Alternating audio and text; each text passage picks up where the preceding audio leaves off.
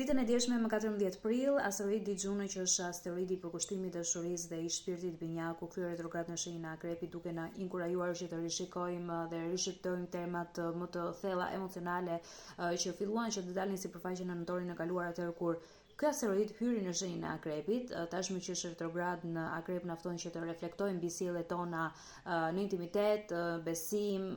në besnikëri dhe cënueshmëri emocionale. Dhe nuk ka të bëjë vetëm me çështje superficisore në një marrëdhënie intime, por ka të bëjë me përballje me frikën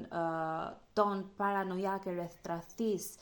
dinamikës së pushtetit në një marrëdhënie si dhe përkushtimit në një marrëdhënie. Deri në datën 10 korrik, ne mund ta gjejmë veten duke rivlerësuar marrëdhëniet tona ekzistuese, duke rishikuar ato të kaluara dhe duke u bërë më të vetëdijshëm për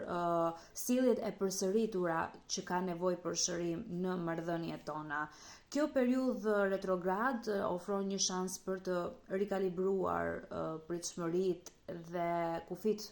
tanë në dashuri, veçanërisht ku intensiteti emocional, xhelozia,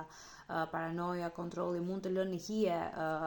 lidhjen e vërtet, marrëdhënien tonë, dhe është një kohë për të bërë pra punë të brendshme,